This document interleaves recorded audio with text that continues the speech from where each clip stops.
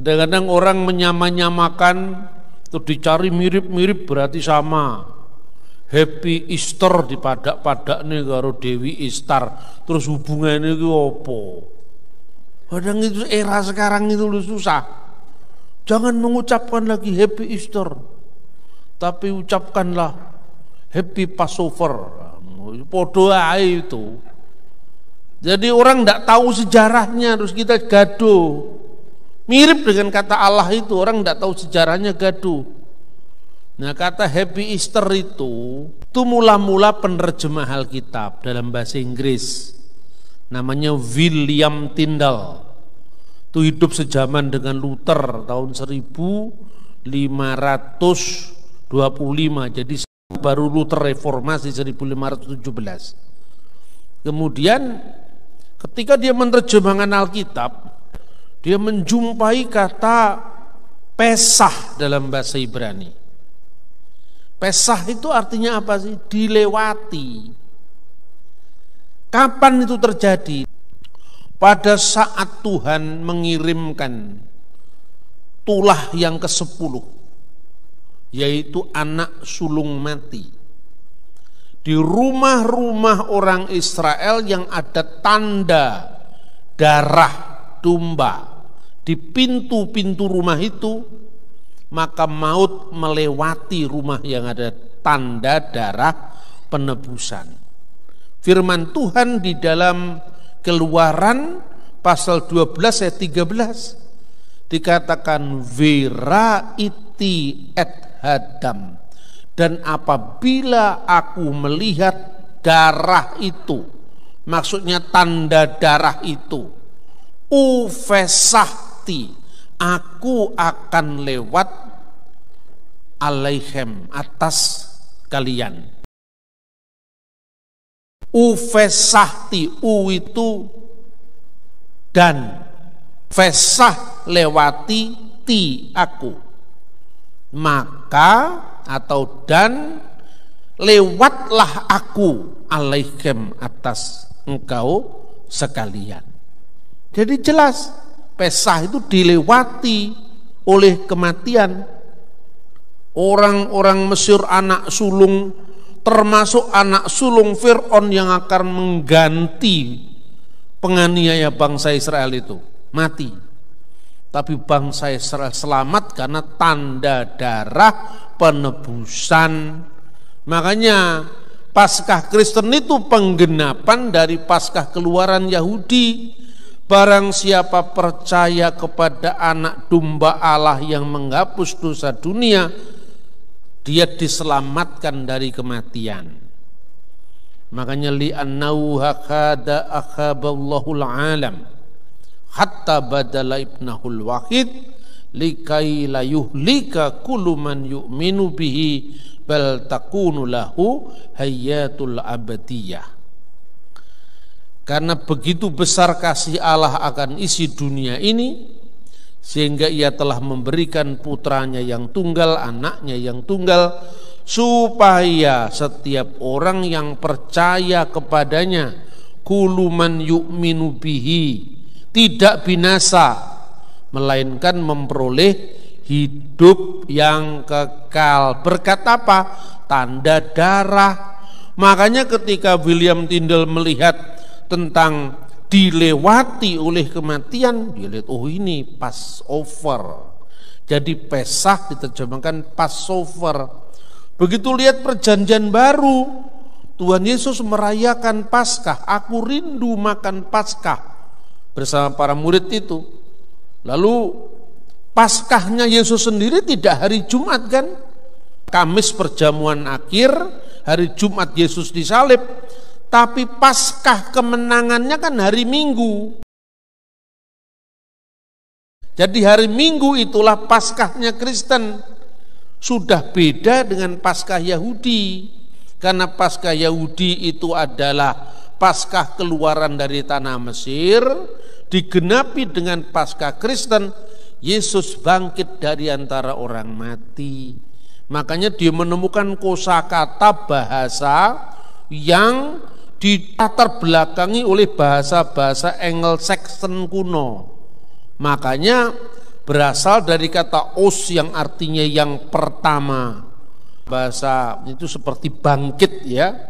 Kemudian stehen itu artinya berdiri, yang pertama bangkit.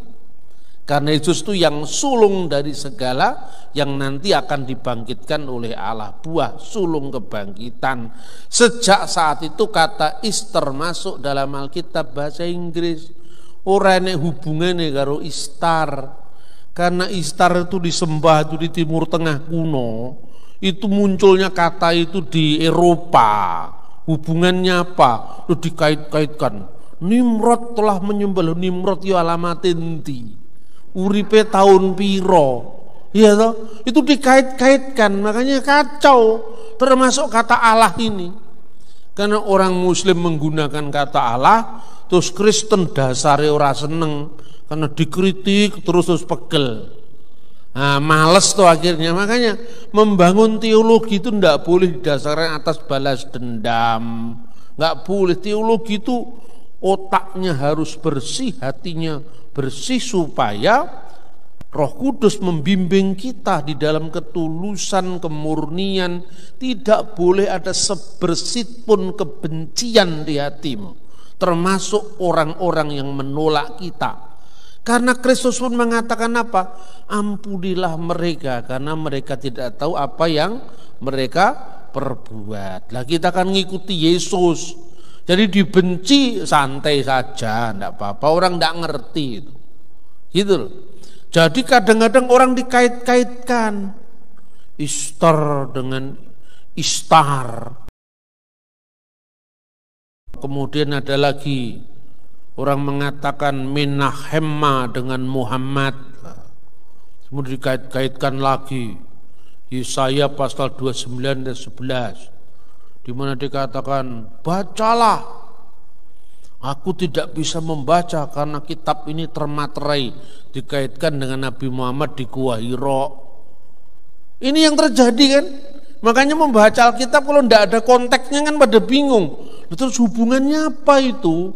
Konteksnya Yesaya itu adalah bangsa-bangsa goyim non Yahudi yang diberi kitab tidak bisa membaca karena itu kitabnya orang Yahudi. Karena apa? Kitab itu termaterai, tidak ada hubungannya dengan Nabi Muhammad. Nah, tegaskan saya tidak membenci siapapun, saya tidak membenci Islam, saya tidak mengeluarkan kata-kata kasar terhadap Islam. Tapi kalau Alkitab saya disalahpahami, saya menjawab. Jawabannya pun juga tidak dengan kemarahan. Terus saya bilang, loh, tapi ini untuk Kanjeng Nabi loh Pak. Duduk itu untuk Kanjeng Nabi. Tapi kata ini mirip. Nah Naruto karo Naruto ya mirip. Tapi hubungannya apa? Naruto wong Jawa, orang Solo itu, orang Sukoharjo itu Naruto itu. Naruto orang Jepang kan gak ada hubungannya. Nah itu saudara-saudara. Tapi karena orang-orang Kristen di Timur Tengah, di Lebanon itu malah mayoritas Kristen loh itu. Kalau pas Paskah begini tuh seru lagunya. Al-Masihu qamin bainil amwat wa wati al-mauta bil maut wa wakhabal hayata lilladina fil kubur.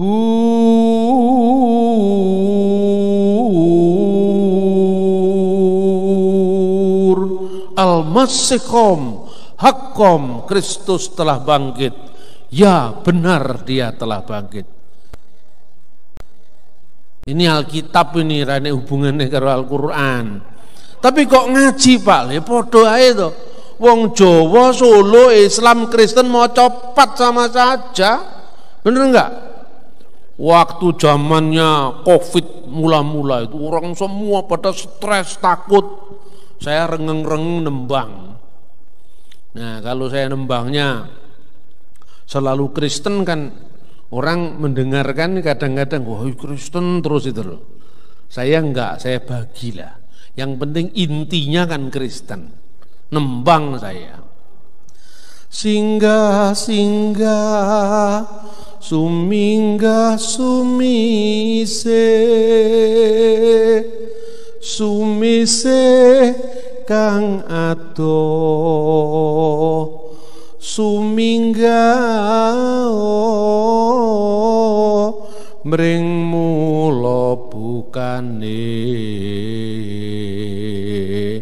sumisio saka praja mami sun caraka balik paringe Sang Kristus. Takon Pak, kok Kristus wae aku Kristen. Tembangane padha tapi Kristus itu loh. Orang tidak merasa karena saya asing dengan teman-teman saya terus jagongan. Ya, webinar maksudnya, bukan jagoan langsung karena nggak boleh keluar. Saya sampaikan ini doa saya di kala pandemi, singgah-singgah suminggah sungise. Semua sakit penyakit itu hilang, kembali ke asalnya sakit itu karena sun caroko balik, saya balikkan semuanya dengan Sang Kristus. Kan luar biasa. Ayo coba sama-sama nembangnya tuh mijil itu. Satunya Kristen, satunya Islam. Ngaji juga seperti itu. Di Timur Tengah itu kan nadanya orang Timur Tengah. Kalau baca Quran itu biasanya terakhirnya kan Shadaqallahu azim. Anda lihat ke Libanon, gereja Maronit. Anda lihat ke Mesir, gereja Koptik. Kalau ngaji kitab suci ya sama.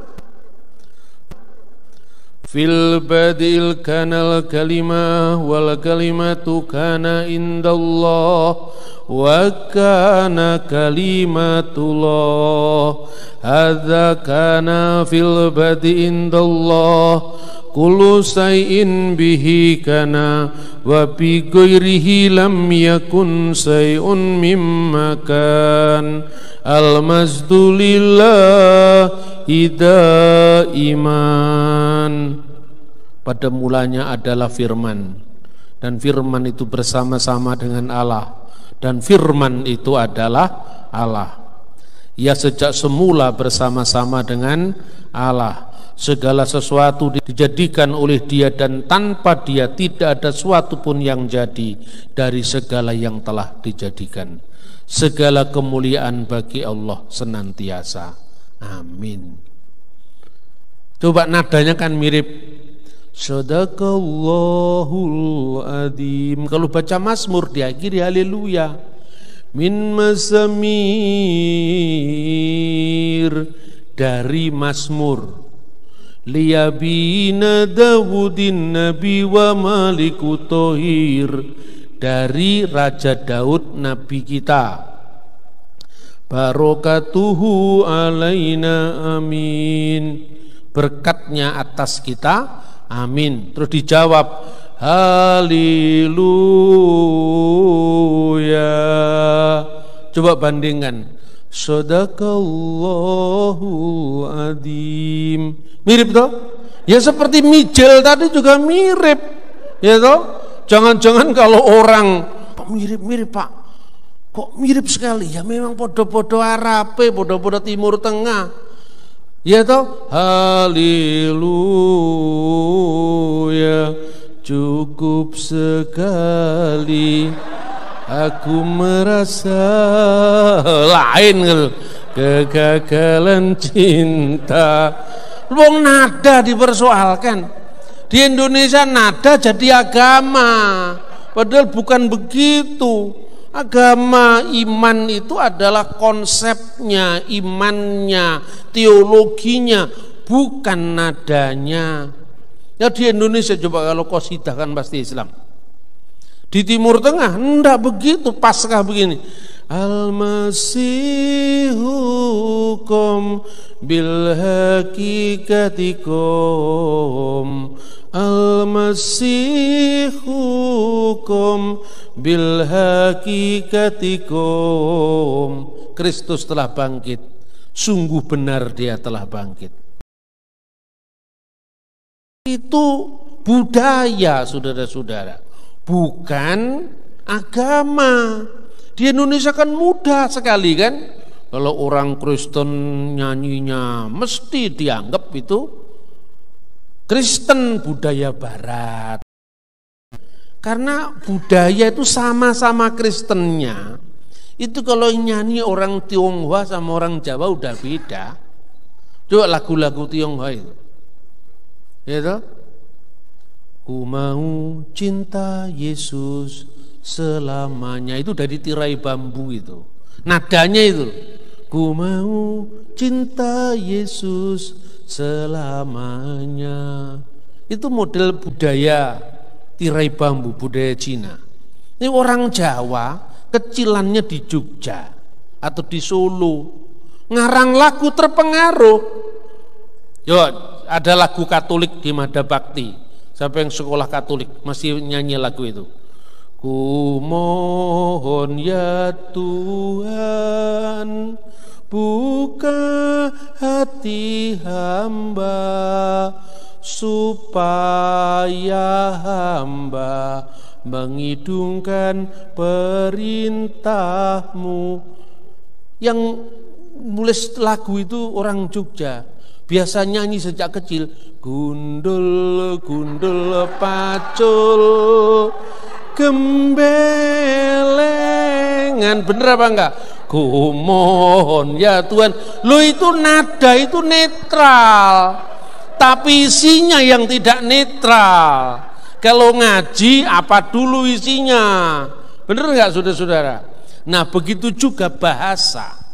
Jadi nada, budaya, bahasa itu netral. Kalau Anda pergi ke Bethlehem Natalan ya, itu saya perhatikan kadang-kadang kalau saya pas Natalan itu sebelum pandemi itu, saya Natal itu ikut ibadah di gereja Nativity. Nah kita sudah yang ngantri duluan, makanya jam 4 sudah dekat dengan gereja Nativity itu, sampai kita lihat itu jemaat saya, artinya pesertanya bisa masuk ke gedung, saya ketinggalan baru sebentar ditutup. Jadi yang dari dalam itu, Pak, halo Pak, katanya. Waduh, hebat kamu ya. Yang kemudian menjadi yang terdahulu, yang terdahulu tertinggal di sini, saya ngafi di dekat itu. Tapi benar saya amati, orang itu kan datang dari berbagai negara. Nyanyi lagu kalau Arab mesti minor. Kalau itu orang Barat nyanyinya kan mesti ya semangat, terus apa nadanya kan Gloria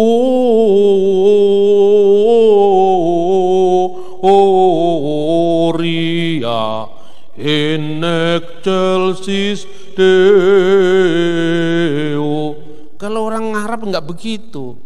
Al-Masdulillah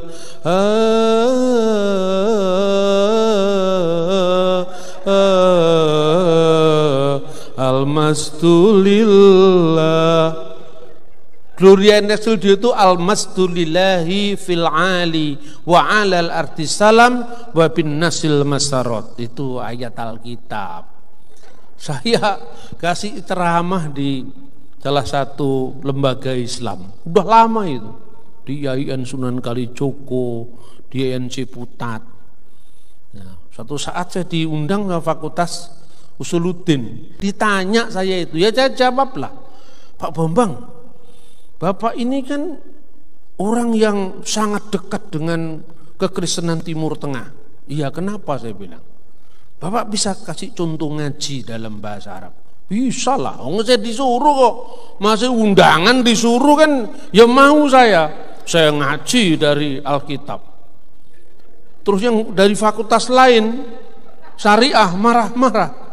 Loh, Bapak kenapa Kristen kok bahasa Arab? Terus saya bingung loh, kok marah? Tadi ada yang nyuruh kok marah ke saya. Terus saya bilang, itu setelah di luar seminar tuh. Kenapa Bapak pakai bahasa Arab? Terus tiba-tiba saya punya gagasan. Bapak pernah ke Palestina, saya nggak ngomong Israel, Palestina. Belum pernah Pak. Nah, waktu itu masih belum era YouTube, jadi saya sulit membuktikan. Kalau sekarang coba klik aja YouTube, Christmas in Bethlehem kan selesai toh. Lah dulu sekitar tahun 98, 99 kan belum ada sampai sekarang. Modalnya saya cuman buku. Ini loh. Saya baca dari sini. Oh, ini karangan Bapak? Bukan, itu terbitannya mana ini? Maktabah Al-Makabah, Qahirah. Lah Kairo kan. Saya ngarang apa enggak? Oh gitu ya Pak. Iya. Saya enggak berani ngarang-ngarang, nanti tuntut tak cipta saya bilang. Ini bukan hak saya. Betapa awamnya bangsa ini ketika bicara tentang budaya yang tidak sama, tidak lazim, kita anggap itu sebagai sesuatu yang lain sama sekali. Begitu muncul grup musik debu, nah sekarang justru malah lagu-lagu Arab diinggriskan. Lalu saya bilang, lah itu kan lagu-lagu Arab mulai diinggriskan. Alhamdulillah, praise be to Allah. Sekarang kan itu kan. Sekarang, lu terus salah apa kalau aku nyanyi? Saya ndak ngarang-ngarang, tapi sekedar mencontoh yang ada di Timur Tengah. Baru sadar. Tantangannya ndak seperti sekarang. Dulu saya awal-awal memperkenalkan. Ini kan tujuan saya itu gini loh. Menembus kebuntuan dialog. Sebab saya amati orang Kristen begitu awam Islam diserang oleh Islam ganti menyerang. Yang terjadi kan begitu. Karena dia tidak punya senjata, baru ada orang masuk Kristen. Ah, dijok-jok nih, ayo serangan gitu. Jago kui kan gitu kan. Akhirnya apa? Dihadapi dengan cara yang sama. Kegaduhan ini tidak akan selesai kalau caranya balas-membalas seperti ini. Harus diselesaikan dalam tempo yang singkat-singkatnya dengan ilmu pengetahuan. Ilmu pengetahuan pun harus aman.